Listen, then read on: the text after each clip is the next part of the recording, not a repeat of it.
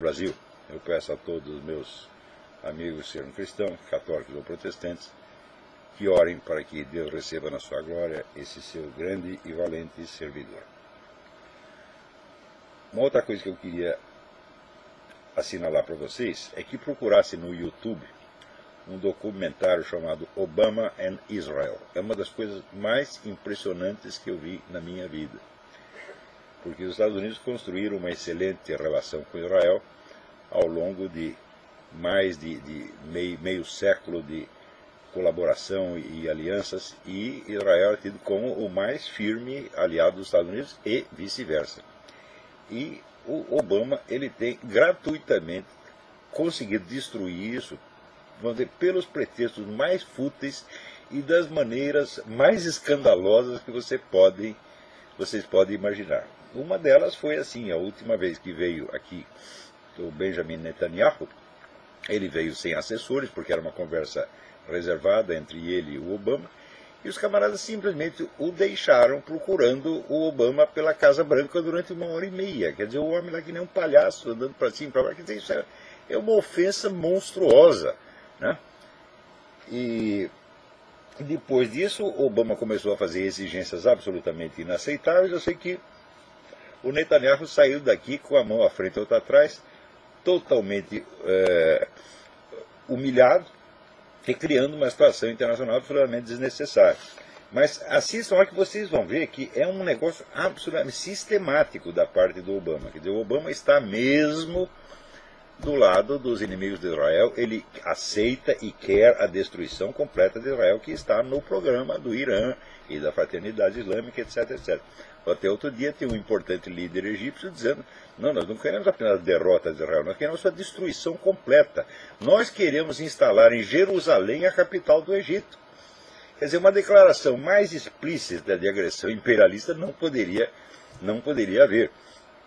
E o Obama está lá dando corda para os caras. Agora o negócio complicou pelo seguinte: o Obama está dando força para esse pessoal da Fraternidade Islâmica, que é barbaramente anti-americano, né? Ele está promovendo a ascensão desses caras ao poder em todo o Oriente Médio. Só que na Síria o negócio complicou, porque a resistência do governo, né, lá foi um pouco mais violenta do que em outros lugares. O Hafez Assad não está afim de dar moleza para ninguém. Então desencadeou lá uma matança. Então, quer dizer, isso é briga de Beelzebub com Satanás, evidentemente. Só que, né, o governo americano está do lado da Fraternidade Islâmica, e a Rússia está do lado do Assad. E acabam de mandar para a Síria, a Rússia acaba de mandar para a Síria um monte desses helicópteros de batalha, que vai permitir o cara fazer um morticínio extraordinário. Então, evidentemente, a guerra vai escalar. E o Putin já avisou, falou: olha, se você não conseguir controlar essa merda em 6 dias, vai haver guerra. Quer dizer o quê? A Rússia vai ocupar a Síria. Né? Enquanto isso, né, está o governo americano tentando alisar os dois lados. Quer dizer, alisa a Fraternidade Islâmica e está alisando a Rússia também, porque o governo americano também acaba de comprar um monte de helicópteros da mesma fábrica russa que está mandando helicópteros para a Síria. Tá certo? Então, quando vem a notícia, olha, a Rússia está enchendo lá de helicópteros e outras armas, né? A Hillary Clinton ficou sem saber o que fazer, está perplexa, coitadinha. Fala: mas como está perplexa? Quem não sabe que a Rússia vai fazer isso, porra? Né? Pois o Irã está apoiando o cara da Síria, né? E a Rússia também. Por falar nisso, esses dias houve aqui uma conferência do general Ion Mihai Pachepa, que era o chefe da KGB na Romênia, da espionagem romena. Então, a KGB, ela, para atuar no terceiro mundo, ela não atuava diretamente, ela usava os serviços secretos dos países satélites, como, por exemplo, no Brasil, era o serviço secreto da Tchecoslováquia. Você não tinha agentes russos, era só gente da Tchecoslováquia que ia para o Brasil, entre os quais o Ladislau Bittman, que escreveu aquele livro importantíssimo, The KGB and Soviet Disinformation, onde conta a história de que em 1964 a KGB tinha na sua folha de pagamentos 100 ou mais de jornalistas brasileiros. Até hoje os caras estão completamente anônimos, porque ninguém, né, a Comissão da Verdade e outros, né, investigadores não querem saber isso aí.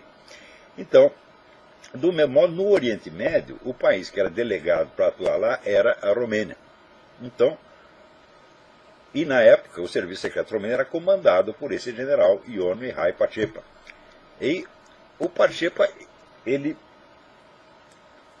conta, por exemplo, que a figura do Yasser Arafat foi inteiramente uma criação dele. Falou, nós criamos o Arafat, nós o educamos, nós o preparamos, nós o doutrinamos, e ele era agente nosso o tempo todo, né?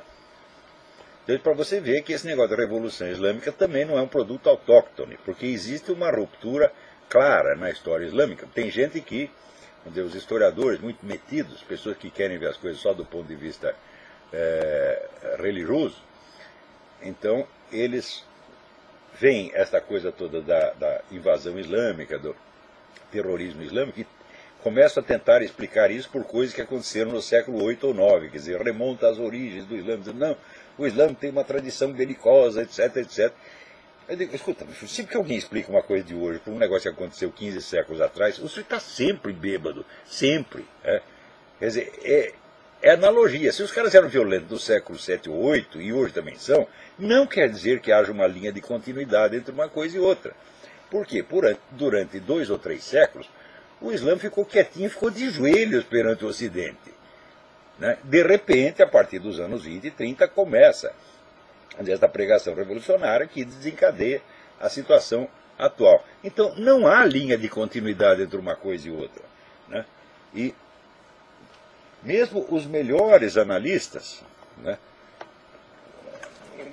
como, por exemplo, Joel Richardson, né, o cara que escreveu aqui, ele escreveu o The Islamic Antichrist, e agora escreveu The Mideast Beast, daqui a pouco eu vou falar a respeito, sempre vem com essa história. Quer dizer, são pessoas que não têm uma criteriologia. Para você escrever história, não basta saber os fatos, meu filho. Você precisa ter uma armadura de conceitos e de ferramentas explicativas que lhe permitam, né, dar o sentido racional do que você está explicando. Certo?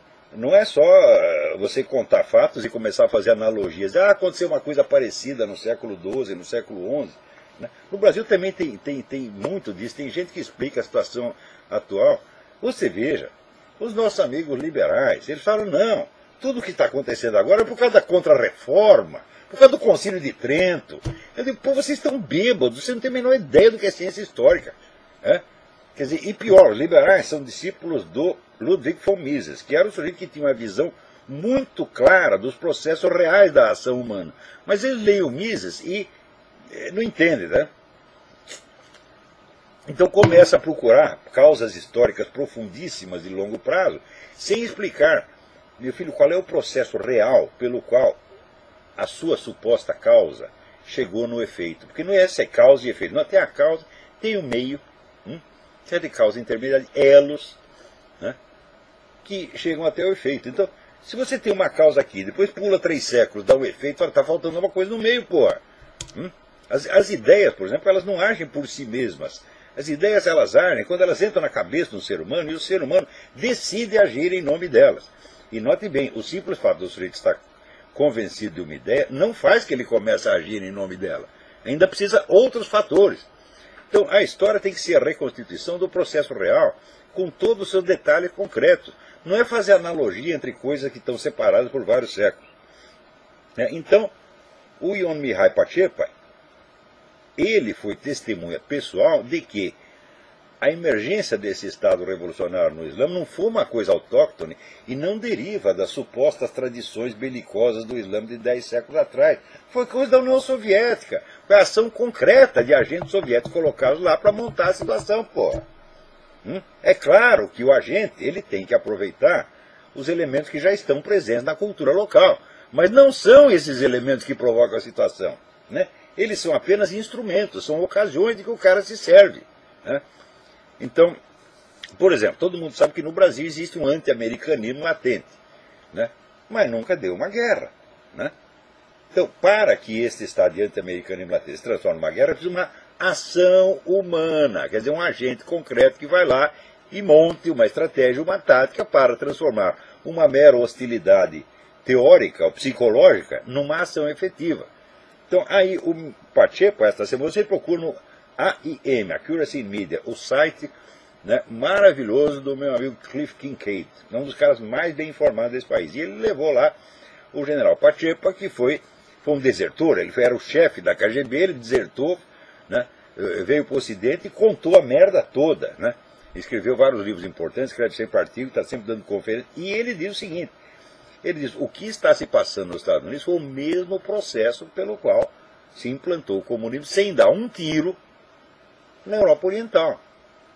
Então, ele não é um amador, não é alguém que chegou, não é um teórico da conspiração, é alguém que conhece as coisas nos seus detalhes concretos. Tá certo? E ele está convencido de que Obama é realmente marxista. Eu também estou convencido. Por que eu estou convencido disso? Por analogia, porque umas coisas que ele diz parecem marxistas? Não, porque a gente estudou a biografia dele. E viu que durante toda a sua carreira ele só esteve associado com o revolucionário comunista o tempo todo. A turma inteira dele vem disso aí. Agora, pior. Esta semana apareceu, né, a carteirinha de inscrição e os recibos de contribuições dele a um partido socialista, que a Casa Branca negava, o Partido Democrata negava, a mídia elegante inteira negava, dizia, não, isso é teoria da conspiração. Agora apareceu os documentos. Alguém noticiou? Nada. Presta atenção, coisas que não foram noticiadas. Essa foi uma delas. Segundo os 43 processos que a Igreja Católica está movendo contra o governo, que é o maior assédio judicial que o governo americano já sofreu ao longo da sua história, também não foi noticiado. As manifestações que aconteceram aqui em 164 cidades contra o Obamacare, contra o plano de saúde do Obama, nada disso foi noticiado. Como é possível? É possível pelo seguinte, eu explico para vocês. A grande mídia hoje só tem duas funções. A primeira é censura, a segunda é controle social. Ela não tem mais nada a ver com investigação de fatos e divulgação de informações. Presta atenção.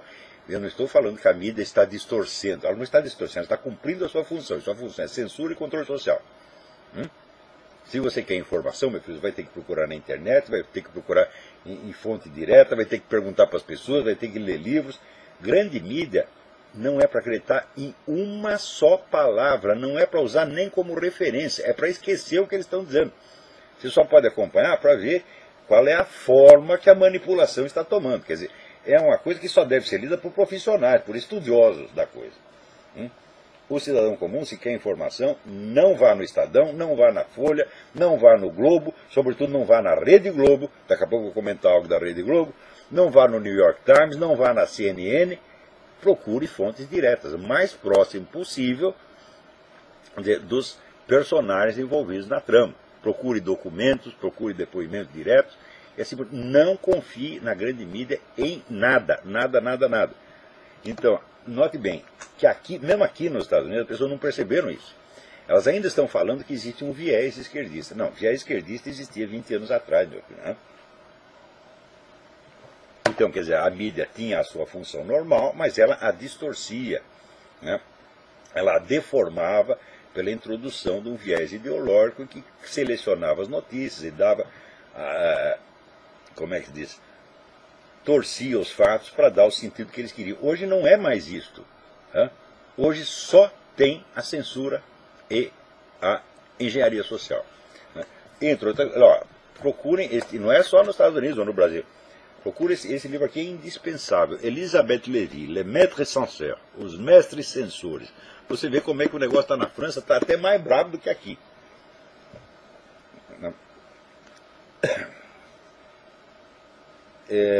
Então, peraí, tem alguém na linha. Alô, quem é? Meu nome é Débora. Débora, tudo bem? Eu mandei 2 e-mails. Tudo bom. Eu mandei 2 e-mails pro senhor, porque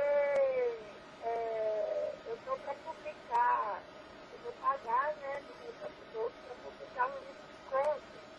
Eu comecei a estudar a questão dos direitos autorais. Bem, eu fui religiosamente e tal, mas aí eu fui vendo que eles estão arrumando alguma coisa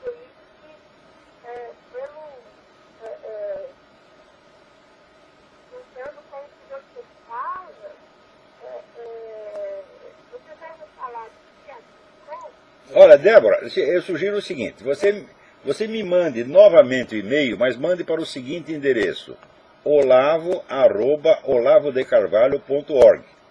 olavo@olavodecarvalho.org. Mande novamente hoje, mande agora de novo, porque daí eu recebo 700 e-mails por dia. Se eu não estou alertado, às vezes me escapa. Eu tenho que ler o seu e-mail primeiro, para depois a gente poder conversar disso aqui no programa, senão eu estou por fora. Só com essa rapidez aqui, 2 ou 3 minutos, você não vai conseguir me explicar o negócio. Então deixa eu ler o seu e-mail primeiro e você volta a me ligar na semana que vem, tá bom? Obrigado, Débora. Não estou sabendo de nada, então por isso que eu tenho que ler o seu e-mail primeiro. Me manda hoje, tá bom? Que eu já fico alertado para buscar o seu e-mail. Obrigado.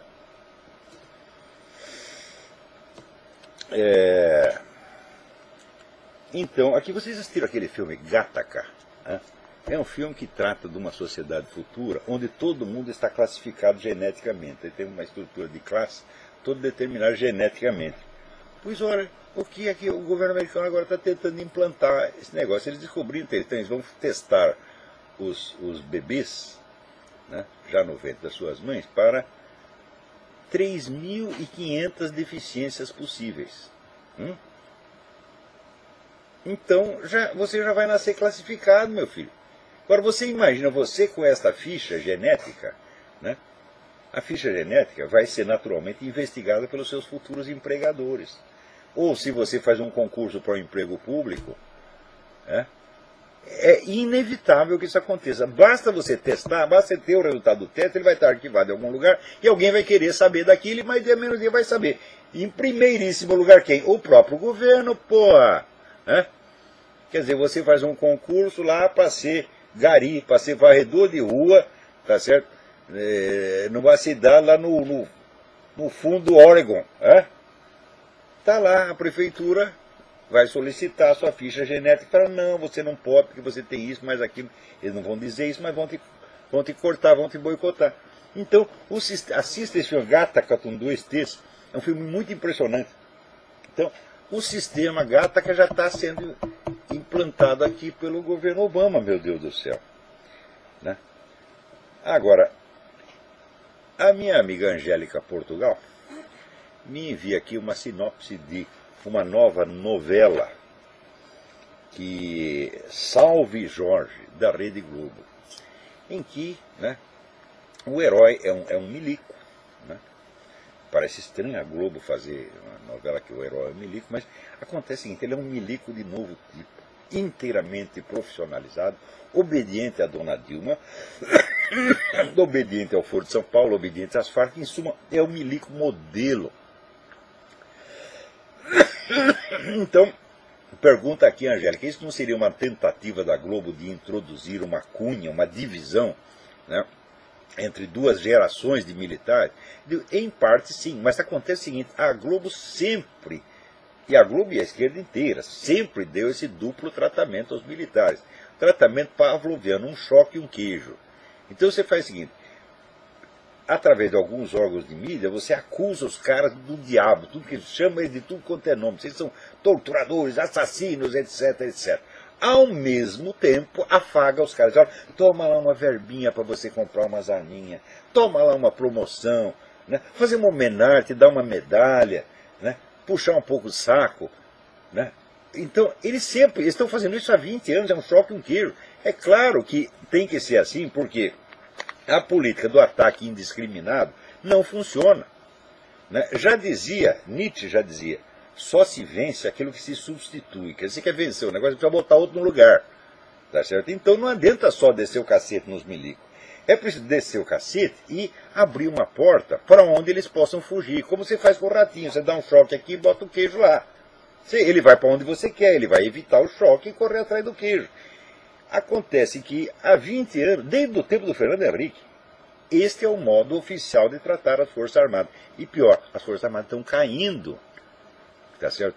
Estão se deixando manipular como ratinhos de Pavlov, como cães de Pavlov. A gente vê toda hora aí milicada, general, estou trocando beijinhos, etc. Com aqueles mesmos que inventam 1000 e uma coisa contra as Forças Armadas, que tentam enlamear a reputação dela por tudo quanto é jeito, E pior, é que querem destruir a carreira de muitos militares. Então, você veja, para a Escola Superior de Guerra, há muitos anos já virou um instrumento dessa política de conciliação entre a esquerda e as Forças Armadas. O seu Quartim de Moraes, a vida do Quartim de Moraes, qual é a grande obra filosófica, entre aspas, do Quartim de Moraes? A esquerda militar no Brasil. O Quartim de Moraes é o cara encarregado, né, de fazer a parte queijo do serviço. Aproximar os milicos e a esquerda revolucionária. Enquanto tem outros encarregados, tá certo, de descer o cacete, o elemento choque da coisa. Então, é sempre assim, só que agora, vamos dizer, a Globo fez um upgrade. Ela vai fazer uma novela inteira dedicada só a isto. Então, a tática ainda é a mesma, Maria Angélica. Eles sempre fizeram isso. Né? Agora, que eles façam isso, falam, bom, esquerdista existe para isso mesmo. Né? Essa semana mesmo, eu publiquei aquele, mandei, não sei se saiu já no Diário do Comércio, o artigo que ele falou, o Antônio Gramsci foi o cara que explicou para, né, a liderança esquerdista que a mentira, o engodo, o fingimento não são só instrumentos de luta, eles são a própria natureza do processo. O gramscismo inteiro é isso, é uma sistematização do engodo. E o engodo é o quê? É o processo revolucionário. Então esse pessoal tem a mentira no sangue. Né? A mentira assim, até na medula dos ossos. É mentira, é o fingimento e, portanto, a língua dupla. É o bilíngues valedictus de que fala a Bíblia. Então, sempre que você vê eles acusando alguém de alguma coisa, pode ter certeza que por trás tem outro que está lá oferecendo um presentinho, oferecendo uma propina, alisando o cara, de maneira a que entre, como dizer, a paulada e a cenoura, como dizia Bismarck, né? Quer dizer, você põe a cenoura na frente do muro, para ele ir na direção da cenoura, e um porrete atrás para bater na bunda dele. Então, ele vai evitar o porrete e ir atrás da cenoura, ele vai fazer exatamente o que você quer. Tá certo? Você já tem cachorro, já treinou um cachorro, você não pode treinar um cachorro só com castigo, você tem que dar um prêmio também. E é assim que se disciplina um cara, assim que se reduz uma pessoa ou um grupo humano à obediência mais canina. Né? E muitos militares, cansados de levar porrada, quando vem um afago, eles devem se sentir aliviados. Né? Porque milico não é de briga, sabe? Né? O que milico menos gosta é encrenca. Né? Então eles querem aposentadoria. Meu filho. O milico hoje é funcionário público. A mentalidade não é mais de guerreiro, se é que algum dia foi. É de funcionário público. Então, assim, você pergunta para um garotinho de 5 anos no Brasil, meu filho, o que você quer ser quando crescer? Ele responde, aposentado. Então, é o sonho dourado de todo brasileiro. Muitos milicos, não digo todos, porque ainda tem gente de valor lá dentro. Né? Já caíram nessa. O sonho deles é a aposentadoria. E enquanto estiver na carreira, não quer encrenca, não quer problema. Então, é isso. As pessoas vão aceitando tudo o que vem das altas esferas. É uma coisa, uma subserviência como nunca se viu no mundo. Porque no Brasil não tem protesto, ninguém reclama. Tem protesto é meia dúzia. Né? Veja, quando começou o Mídia Sem Máscara, eu comecei o Mídia Sem Máscara sozinho, era eu, minha mulher e minha filha Inês. Hoje a Inês está morando de outro lugar, casou e mudou, até a Leila que me ajuda. Mas começou a Inês. Então, não tinha ninguém, não tinha nada. A única voz contra esse negócio era a nossa. Nós éramos um zero à esquerda. Hoje o negócio cresceu, já tem mais gente. Porém, é muito lento. Quando nós começamos a Mídia Sem Máscara, 2002, quer dizer, vai fazer 10 anos, pô. Né? Quer dizer, em 10 anos cresceu quanto? Cresceu um pouquinho, né? Então, não é assim, em parte alguma é assim. Você vê na Polônia, com o regime comunista, aquele regime que fuzilava as pessoas na rua, atirava nas massas. Teve um gigantesco movimento de resistência, que foi Solidariedade. Na Hungria, né, o povo desarmado saindo na rua para enfrentar tanque. No Brasil não, meu filho. Né? Isso é um país de boiola, porra. Né? E onde as pessoas de coragem, e a Maria Angélica conhece gente de coragem, porque ela é madrinha da corporação da PM Carioca, e tinha muitos amigos que pertenciam ali ao BOP, que era a única parte confiável da política carioca. E aquilo era um bando de heróis. O que aparece no filme, como é? Esquadrão? Tropa de Elite, né? Aqui, Elite Squad. aquilo é pura verdade, a vida dos caras é aquilo, que é no primeiro filme, no segundo já entrou, né? O cara fez aquele filme, e o filme era verdadeiro, refletia a vida real. Ah, não pode, imediatamente a intelectualidade protestou, ele teve que fazer um filme já maquiando, né? Então, o pessoal aceita tudo, né? Agora, esse dia teve o negócio da Marcha das Vadias e eu, inspirado nisso, fiz aqui um soneto. Alguns de vocês talvez já tenham lido, mas eu vou ler aqui para vocês, porque é o espírito da coisa que encarnou em mim, baixou, né, o espírito da sacanagem, da estupidez, baixou aqui e eu escrevi. Este soneto se chama A Marcha do Vadio, ou Soneto do Novo Calígula, com o subtítulo O Imperador Devasso ressuscita no Brasil e faz o maior sucesso. Então eu aqui no soneto, né, tomando a palavra em nome do Calígula, declaro o seguinte: pelado e altivo sairei pelas praças, com o meu peru à mostra, ereto e duro, e mandarei marcar com ferro em brasa quem nele veja algo de feio e impuro. Do alto dos templos tocarei punheta, e por força de lei será proibido conjecturar que há nisso troça ou treta ou coisa de maluco pervertido. Mostrar o pau em público é um direito, o cume da moral e da beleza, ao qual ninguém pode negar respeito. Sou o novo paradigma, pois tarado é quem sente conforme a natureza, em vez de ceder tudo à moda e ao Estado. Então, tá lá, esse aqui está no Mídia Sem Máscara, né? Agora eu estou fazendo um outro soneto, né, que é o Zé Dirceu indignado, né, reclamando, mas que caralho de justiça é essa? E vocês vão ver. Né? Então é a indignação moral do Zé Dirceu, porra. Não é isso? Porque você vê, todos eles têm aquela cara de indignação. É uma coisa que só comunista consegue fazer. Não é isso? Quando você diz que eles estão fazendo o que eles estão fazendo, eles fazem aquela cara assim, que está passado. Calúnias! Calúnia direitista, teoria da conspiração. Puta que pariu! Agora, enquanto isso, você veja, o Federal Reserve fez um estudo e diz aqui que a totalidade de bens disponíveis, os recursos financeiros da família americana, né, caíram em 40% de 2007 a 2010. Ou seja, principalmente esses 3 anos de Obama que nós tivemos. 40%, sabe o que é isso? Quer dizer, o que você tinha vale hoje metade. O poder de compra é hoje metade. E é mesmo, porque a gente viu tudo aqui, o preço, né, a começar a gasolina. Quando nós chegamos aqui, a gasolina era $1 o galão, agora está em 4, em alguns lugares 5. E a gente não sabe onde isso vai parar. Então, quer dizer, você acha que a pessoa consegue, assim, tudo você tem que pagar 4, 5 vezes o que vale? Não, não dá. Né? O preço dos imóveis aqui já era um escândalo quando nós chegamos, subiu muito. Então, agora, por causa dessas coisas, é que a popularidade do Obama está caindo, não só aqui, mas no mundo inteiro. Hoje saiu uma matéria no Spiegel, né, dizendo que os alemães que adoravam o Barack Obama, agora já estão completamente desiludidos com ele. Mas aqui é a mesma coisa. Aqui, na Europa, o apoio do Obama, que era mais de 60%, baixou para 27%. Quer dizer que se a eleição fosse na Europa, ele não se elegia nem vereador. Tá certo? E aqui, entre os negros americanos também, está caindo rapidamente. Então apareceu o Spike Lee dando uma entrevista. Não é só os racistas que estão putos com o Obama, nós também estamos.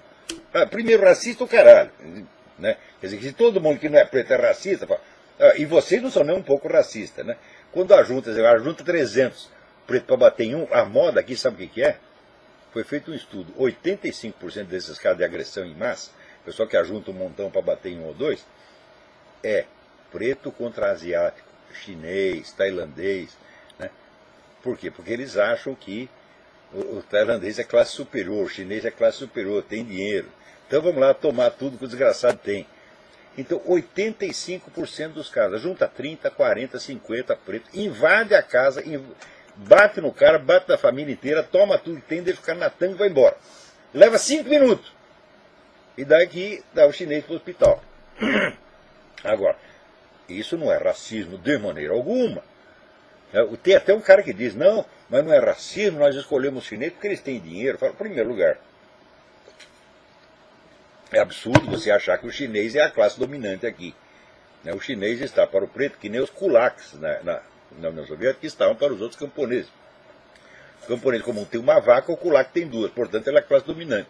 Então o chinês, ele tem uma pastelaria, né? ele tem uma lavanderia, tem alguma coisinha assim, então os caras que ele é classe dominante, ficam com raiva dele e vão lá, destroem tudo e batem no cara. E dizem que isso não é racismo. Você vê, em Ruanda o que aconteceu? Era o mesmo problema.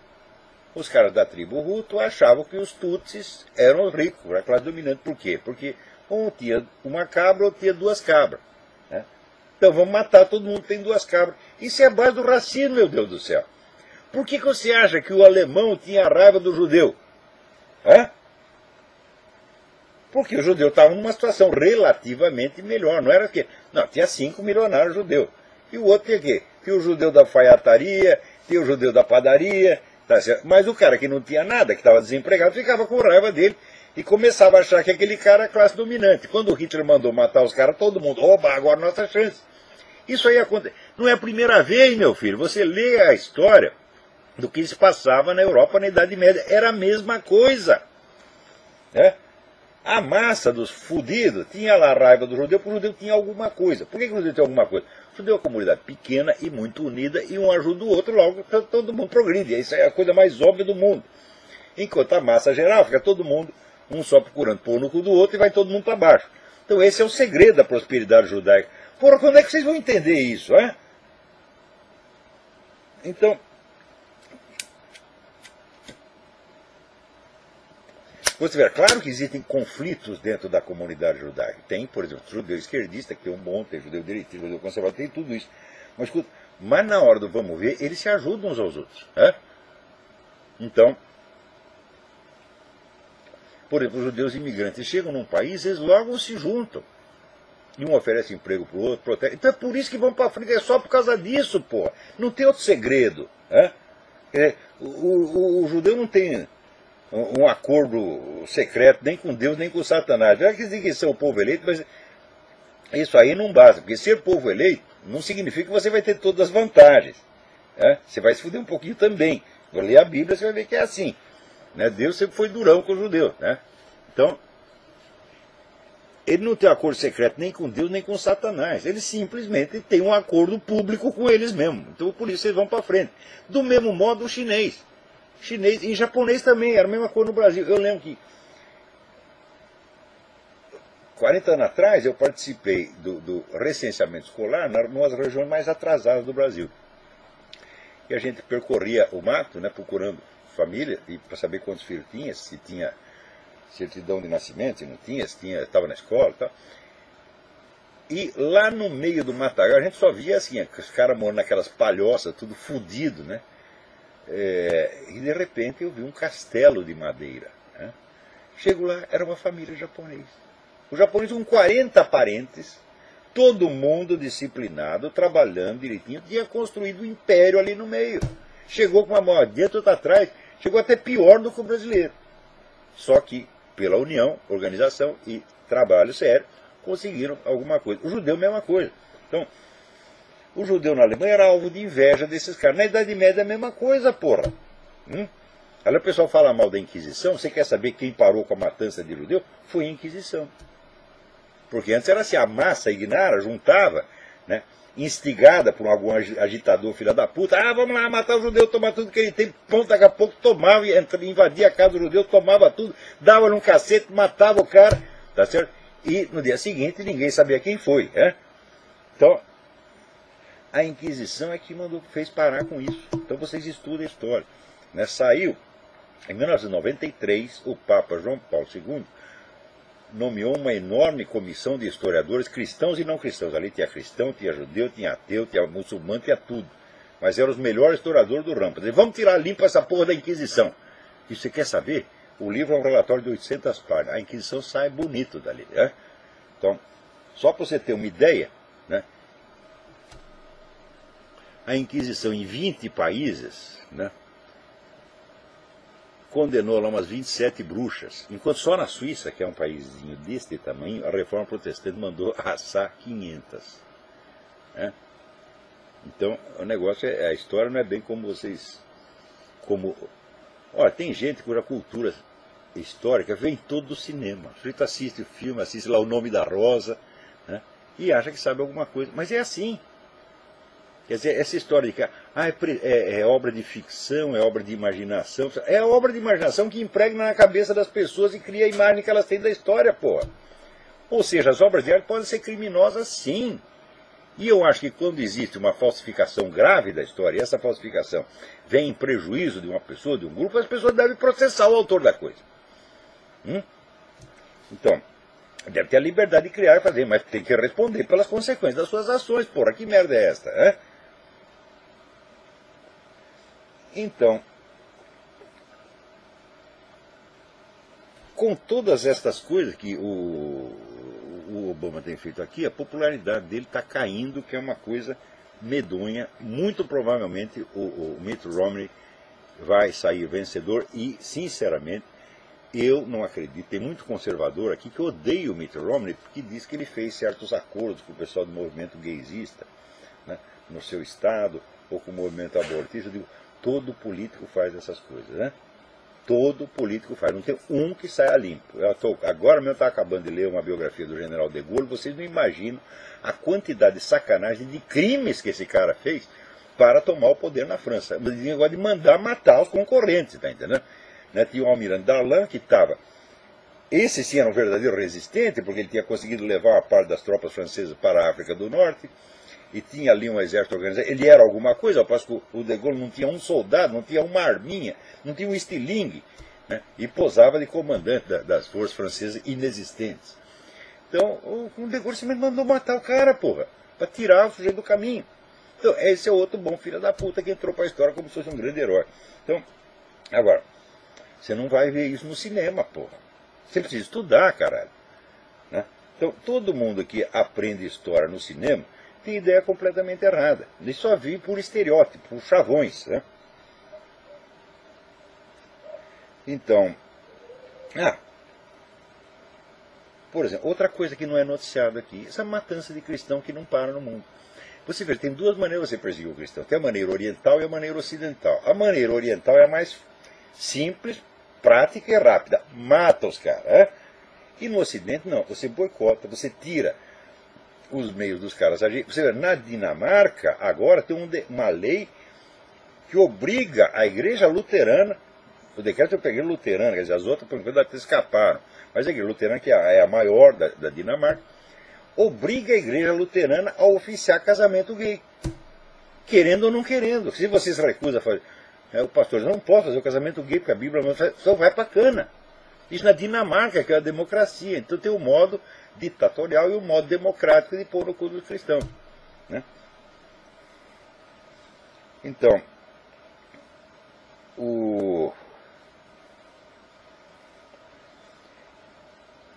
também aqui, você veja, esta mesma semana aconteceu um outro negócio aqui de...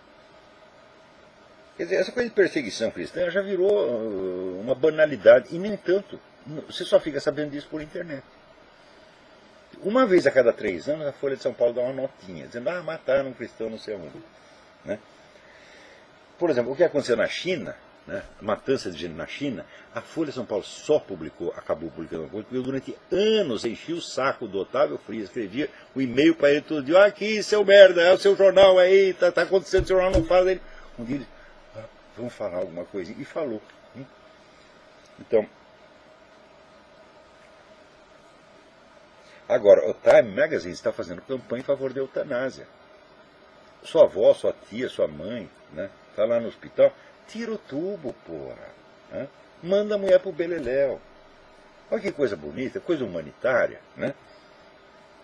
O número de pessoas que estiveram em estado comatoso e voltaram, né, que estiveram até em estado quase vegetativo e voltar é muito grande, porra. Você não pode assegurar que o cara não vai voltar nunca. Quer dizer, você decidiu matar o cara, pô. Né? Então, dessensibilizar as pessoas para o homicídio, para a violência, para a crueldade, faz parte do programa dessa nova ordem mundial. Né? Então, a dessensibilização é seletiva. Por exemplo, se é no Islã, não dessensibiliza para todo mundo, é só para os infiéis. Se o infiel é uma espécie de porco, você pode matar, os outros não. Né? Aqui, bom, é seletivo aqui também, você pode matar feto, pode matar velhinha, né? Isso não tem problema. Agora, o beautiful people é intocável. Né? Se você disser uma palavra quando o filho da puta desse, né, eles choram, dizem, estou me perseguindo. Puta merda. Né?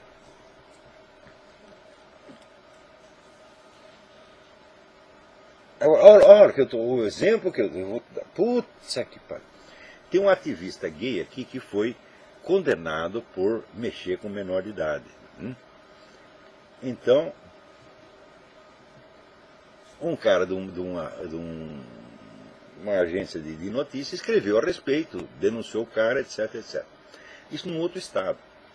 Daí o cara, o gaysista, né, ele entrou com um pedido para um juiz dar um restraining order. Restraining order é o seguinte: você fica proibido de se aproximar daquela pessoa. Você não pode ter a distância de 10 quarteirões, você não pode ir lá, você não pode telefonar, você não pode olhar para a pessoa. Né? Só que é o seguinte, o repórter que escreveu o negócio, ele nunca tinha visto o cara mais gordo, ele mora em outro estado. Falou, como restraining order? Quer dizer, eu não posso ir lá, mas eu não quero ir lá, eu nunca fui lá. Quer dizer, o que é isso? Isso é autovitimização, isso é golpe de teatro, isso é o fingimento. E o pessoal usa isso o tempo todo. É um negócio impressionante. Né? Agora, peraí, tinha uma carta aqui que eu queria até ler. Né? Prezado Samuel Amaral, gostaria de lhe agradecer imensamente pelo excelente curso de filosofia online, assim como seus trabalhos no meio da semana do Troll Speak, pois sua missão parece ser mesmo a de formar uma elite intelectual brasileira. Este angolano tem se beneficiado muito da sua cultura e sabedoria. Daí ele pede para eu contactar o autor que cita como que fala do morticínio que Cuba fez em Angola. Eu vou procurar, Samuel, eu vou procurar e vou te dar a fonte certinha, tá certo? Né? Então,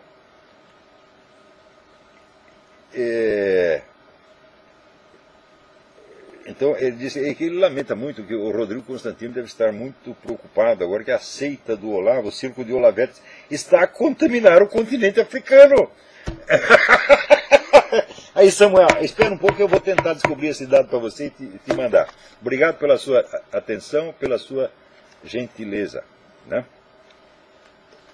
Agora, esta semana, aquele prefeito de Nova York, que é um tarado completo, né, é que ele quer limitar a venda de coca 2 litros. Só pode, né, você tem que comprar 2 litros, você tem que comprar 4, 5 cocas. Né? E agora ele quer limitar a venda de pipocas. Pensa que a pipoca é um negócio mortal. Comeu, morreu. Na primeira pipoca você catapimba. Né? Até tinha aqui a Isabela, quando ela estava grávida, ela tinha um negócio de espépito, ela não conseguia comer, ficava uma semana inteira sem comer. De um dia eu fiquei emocionado porque ela comeu a pipoca inteira. Né? Mas nesse tempo a pipoca não estava contaminada. Só a pipoca de Nova York, que é mortal. No resto do país não tem problema. Então, esse negócio de controlar o que as pessoas comem, você vê até onde vai isso, porra. Esse negócio é gravíssimo. Né? Agora, note bem. Controlar o alimento do mundo é uma das formas mais fáceis e rápidas de você tomar o poder no mundo. Né? Existem 2 ou 3 empresas que já estão praticamente controlando, e essas empresas estão intimamente ligadas a essa elite globalista. Então elas vão determinar o que você come e o que você não come. Por exemplo, aqui, né, você não pode tomar leite, né, natural, leite tirado da vaca. Né? O leite tem que vir da usina onde ele é preparado, é pasteurizado, não sei o quê, papapá. Se você tomar o leite direto na vaca, você corre risco. Tem estado onde isso é proibido, tem gente que vai para cadeia. Não, porque nem vendeu, ele deu. Ele pegou um balde de leite e deu pro vizinho e foi parar na cana, porra. Agora, quais são os riscos do leite da vaca? Se leite de vaca fosse mortal, a humanidade já não existiria. Tem gente até que tem médico louco que diz que o leite faz mal. Uma vez eu tinha uma namoradinha, eu rompi com ela porque ela falou que o leite faz mal. Né? Eu adorava ela falou, o leite faz mal, eu falei, não quero mais, tchau. De louco chega eu.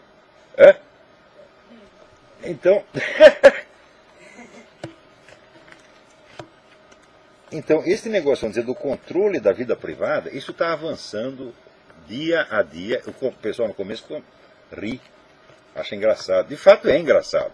Mas você veja, essa mistura do engraçado e do ameaçador, tá certo? Do cômico e do temível, é característico da manipulação revolucionária. Você já viu no discurso de Adolf Hitler, né? Você vê, o cara tem vontade de rir. Só que é o seguinte, o que ele está falando é o seguinte, isso que eu estou dizendo é no seu cu. Hã? Nós vamos matar você. Está falando com aquele jeito grotesco que você tem vontade de... Você não sabe se ri ou se sai correndo. Então, esta é uma, vamos dizer, estimulação contraditória. Então, o estilo retórico, oratório do Hitler era uma estimulação contraditória sistematizada, feita para desorientar as pessoas. Então, quando você não sabe o que fazer, isso aí está mais do que provado que a estimulação contraditória, ela rompe os canais sinápticos do seu cérebro, tá certo? Você não fica totalmente desorientado e a reação instintiva é você ceder e obedecer. Já que eu não sei o que fazer, alguém vai decidir por mim. Essa técnica existe há mais de 80 anos, meu Deus do céu. E as pessoas ainda caem. Né? Então,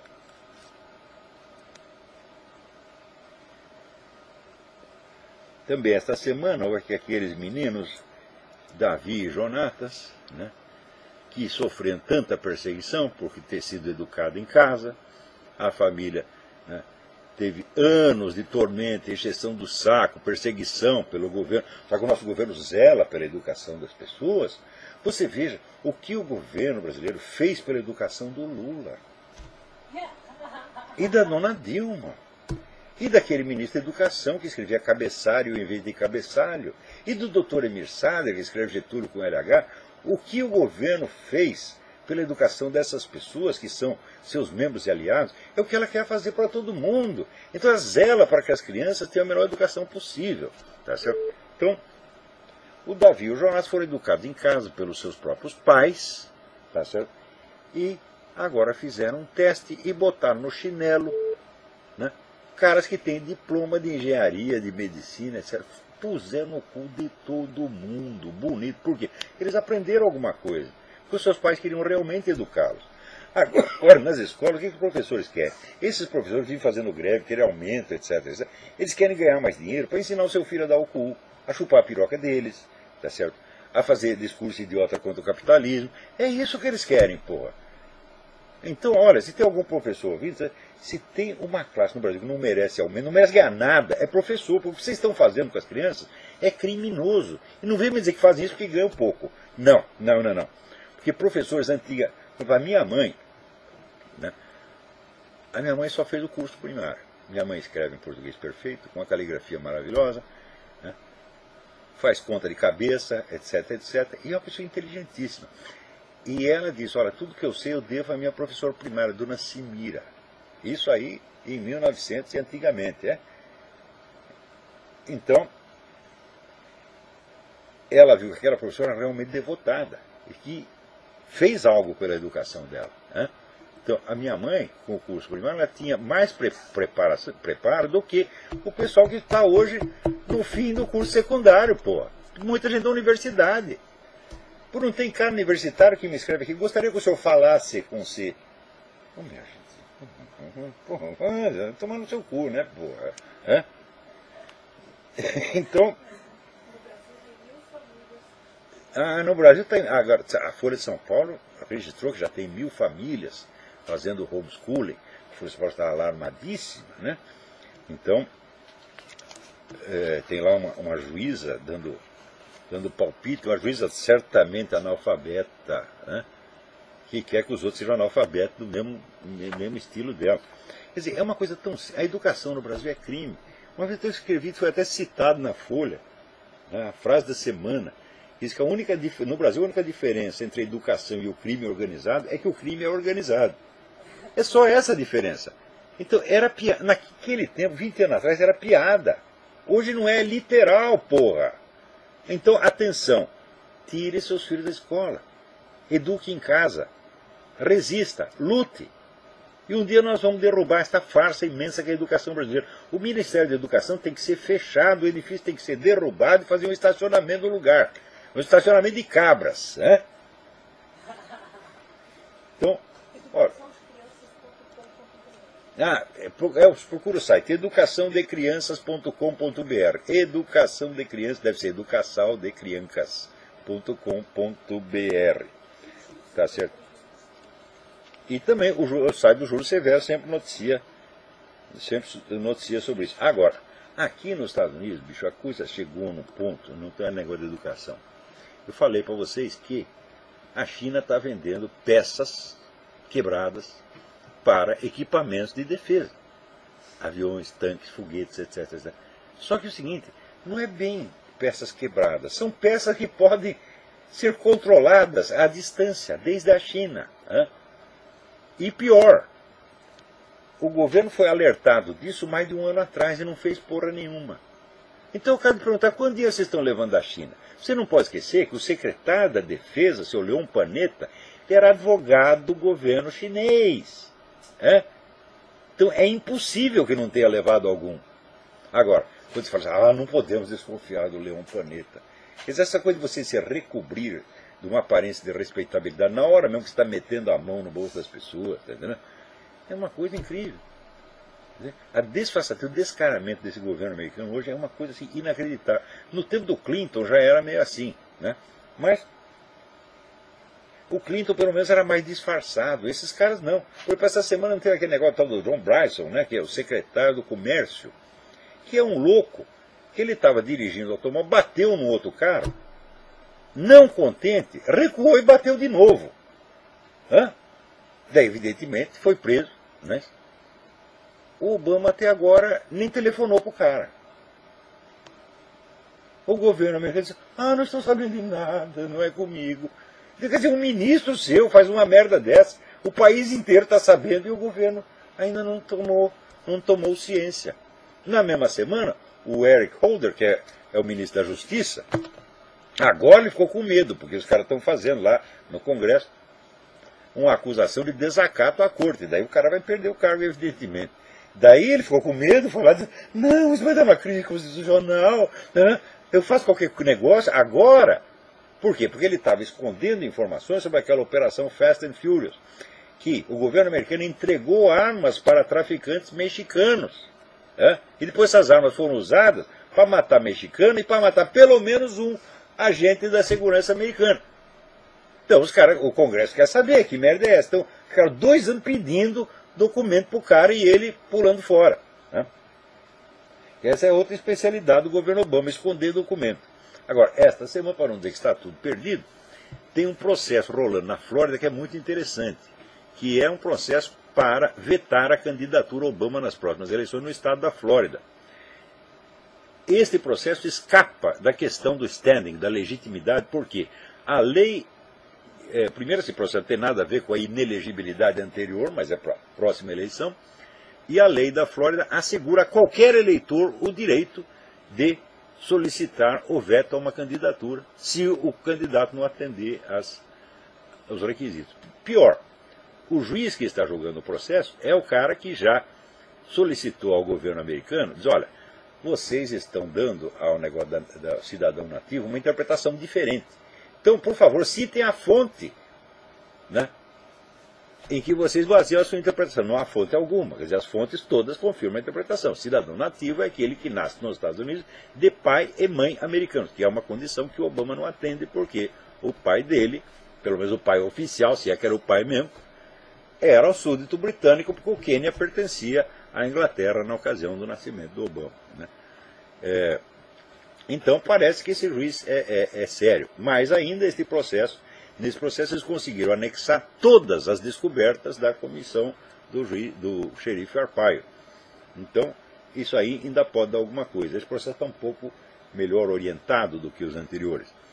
Aliás, tem um artigo que eu escrevi, fazendo análise por os erros de estratégia e de tática que os birthers fizeram desde o início.